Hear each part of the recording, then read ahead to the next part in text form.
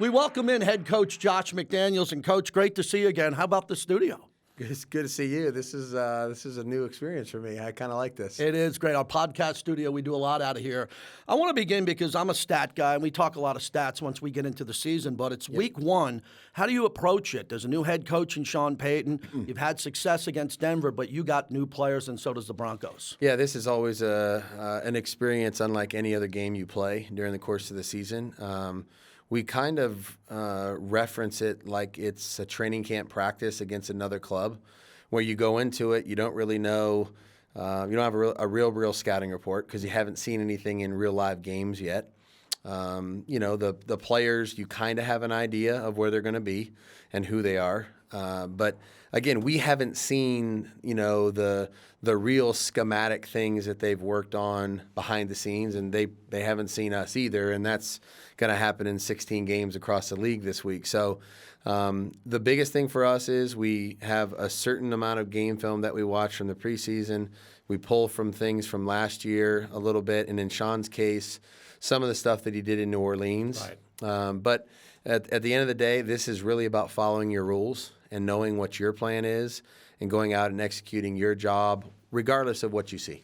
I know you have a lot of respect for Coach Payton. You competed against him a bunch. So this is unique. It's his first game there in front of a hostile environment, and he's been working with Russell Wilson. I want to jump in on Russell Wilson because he's a guy who can make a lot of plays outside the pocket. He can run for first downs, and he can throw deep outside the pocket. How important is it to contain him? Yeah, this guy's got a lot of skill and a lot of talent. He's obviously won a lot of games in our league and been very successful, and he can do it with his legs, but he certainly is more than capable of doing it with his arm. And we've talked a lot about those two things in concert with one another because he's really at his best when you give him space, you allow him to move, and he can access all areas of the field at the same time, which there's some players in this league that can't do that. Russell can. And so we have to be disciplined up front with our rush lanes. We have to do a good job of containing him if we're the edge rusher. And we got to do a good job of defending the deep part of the field. All of those things are part of our keys to victory. And you got new players on defense, and we'll get to that. But I wanted to talk about Tyree Wilson and Malcolm Kuntz and Max and this pass rush to contain him in the pocket or to chase him down when he decides he's just going to tuck it and run. Yeah, again, a lot of what I just said is going to fall at those guys' feet. They understand the challenge, and every player can't be responsible for all those things at the same time. So each man's going to have to do his part in the rush. Some guys are going to have to be in front of him.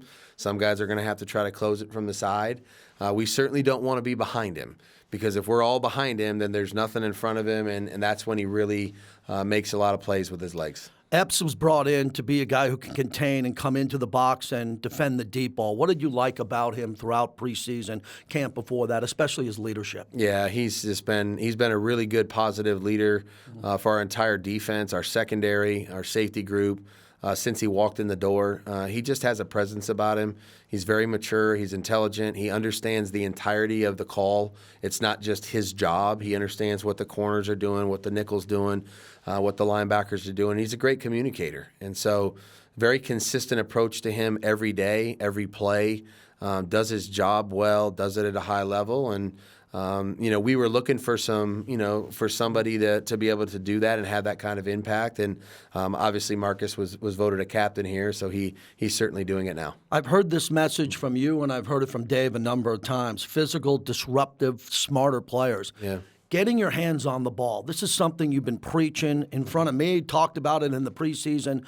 How does that affect this game and just knocking balls down at the line of scrimmage or in the secondary, and how you've been preaching that to the whole defense? Yeah, look, the quickest way to turn a game sideways, is to create turnovers on defense or in the kicking game, or if you do a poor job of doing it yourself offensively and give the ball away. So we've worked at it endlessly. The guys have really poured into what we're trying to do.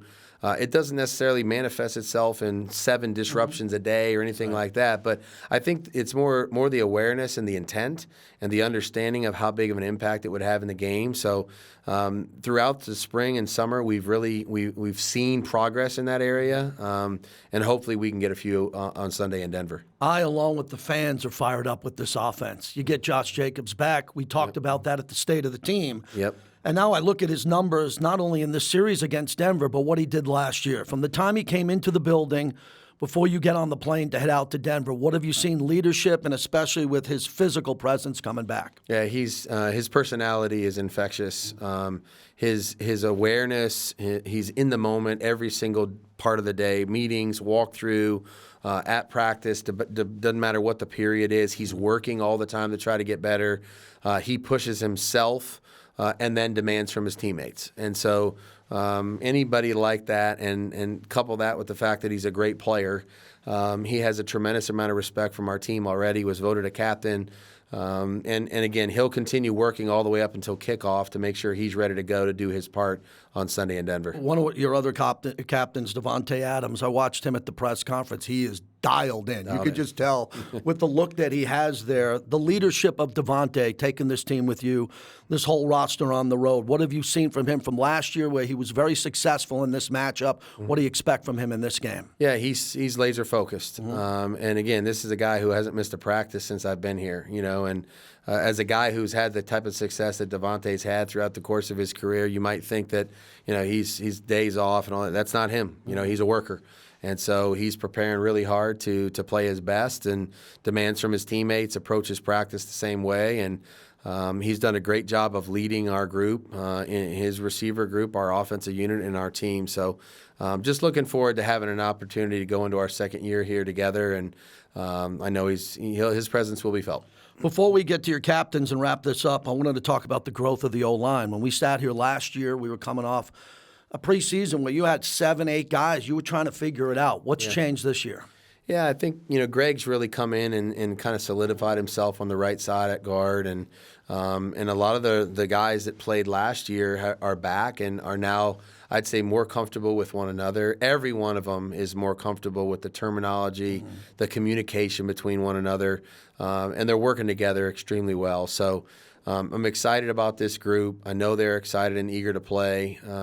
They got better and better as the season went on last year, and we're hoping to get off to a good start in Denver. Okay, let's talk about your captains and overall the decisions there. You get some big-time leaders here, some alphas in the room there. What was that process like? Yeah, I mean, you give the team an opportunity to go through the spring and summer. And then we finally end up, at a roster cut down. And then at that point, it's time to allow the players to decide who they really want to step out in front and lead them and help make decisions that are best for this football team. So I thought the guys that we voted captain on defense, Robert Spillane, Epps, and Crosby, offensively, Colton Miller on the offensive line, Devonte, Josh, and Jimmy, and then both of our kickers, AJ and Daniel, are phenomenal leaders.